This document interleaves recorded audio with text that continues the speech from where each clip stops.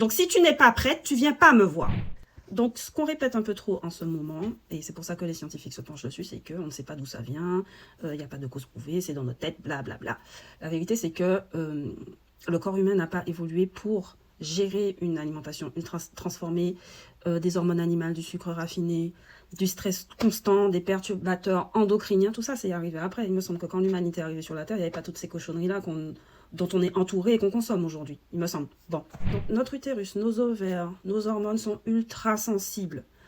Quand vous ajoutez à ça la viande rouge industrielle, les produits laitiers hormonés, le sucre rapide, tabac, alcool, le corps entre en inflammation. On est d'accord? Donc, l'endométriose, les fibromes, les kystes, tout ça là, toutes ces maladies-là, sont inflammatoires et hormonales. Vous me suivez toujours? Est-ce qu'il y avait moins de diagnostics avant? Oui. Enfin, on a commencé à s'intéresser à notre utérus plus ou moins vers les années 90. Est-ce qu'il y avait moins de souffrance? Pas forcément. Et à une certaine période. Pas à une certaine période. Hein? Dans les siècles de notre histoire, hein? Sur l'histoire de l'humanité, là. Ça a commencé à un certain moment. Hein?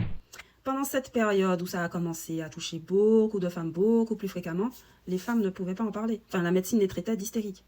On me suit jusque-là. Donc aujourd'hui, on commence à mettre des mots sur une vague de douleur, voilà, qui dure depuis que l'alimentation est devenue industrielle. Donc on n'a pas besoin d'inventer un mystère scientifique autour de ça. La première piste est dans l'assiette.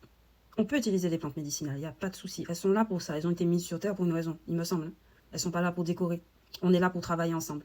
Voilà. Donc, quand tu diminues tout ce que je viens de citer, viande rouge, lait animal, sucre raffiné, tout ça, souvent, en 4 à 6 semaines, les douleurs baissent.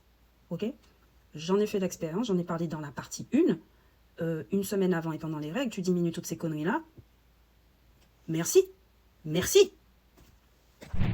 Donc, une fois que tu as géré ton alimentation, c'est là que on va commencer à intervenir. Nous, les herboristes, nous, les phytothérapeutes, nous, les personnes qui allons au fond du problème. Tu as, par exemple, la feuille de framboisier, l'achillée millefeuille, l'alchémille, tu as même le thé vert. Voilà. Donc, si tu supportes la théine, le thé vert déjà commence à diminuer les fibromes. Je n'utilise pas trop. J'ai constaté, et ça a été prouvé scientifiquement, mais je n'utilise pas... je ne l'utilisais pas pour ça. Je n'ai pas de problème de fibromes. Sauf quand je prenais la pilule. Le Vitex, c'est ma préférée parce que elle agit sur le foie. Et le foie est responsable de 400 fonctions dans ton corps, mais c'est surtout par le foie que tu vas réguler tes hormones. Donc on commence par ça.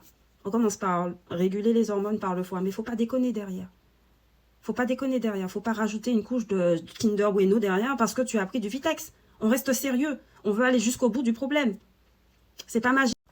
Donc si tu veux vraiment résoudre ton problème de douleur au niveau de ton utérus, il faut être motivé. Il faut aller jusqu'au bout. Il faut être sérieuse. Il faut être régulière. Il faut être rigoureuse. J'ai choisi le mot que tu veux. Mais c'est maintenant qu'il faut décider si oui ou non tu as envie de continuer à souffrir. Et une fois que tu auras décidé, ok, c'est bon, je suis prête, je ne veux plus avoir mal, là, ça va marcher. Parce que j'ai beaucoup de gens qui viennent me voir, mais qui cherchent toujours des excuses. Ah, je ne peux pas, je dois partir, gna gna gna. Ah oui, quand je serai là, il y aura du monde autour de moi, ils vont manger ça et moi, je ne peux pas. Si tu pars dans la restriction, ça ne va pas marcher. Là, on reste focalisé sur « je veux obtenir un résultat, donc je vais faire en sorte d'arriver à ce résultat en faisant telle chose, telle chose, telle chose. » Il n'y a pas de privation. Si tu pars déjà dans le négatif, oui, je vais me priver de mon magnum. Ah, je vais me priver de... Non, on n'est pas dans la privation, on est dans le gain. On fait ça pour gagner quelque chose. Une paix de l'utérus. Ça suffit, hein, les excuses. Ça suffit, ça m'énerve. Stop, stop. Donc, si tu n'es pas prête, tu viens pas me voir. Tu viens pas me demander de l'aide parce que c'est déjà mort. Viens quand tu es prête. Donc, si tu veux comprendre comment changer ton alimentation, j'en parle souvent ici. Et bien évidemment, si tu as besoin d'un conseil personnalisé, tu m'envoies un message, tu prends rendez-vous. Je suis là pour ça, rien que pour vous servir. on va pas souffler en 2026. J'ai fini, le bisou.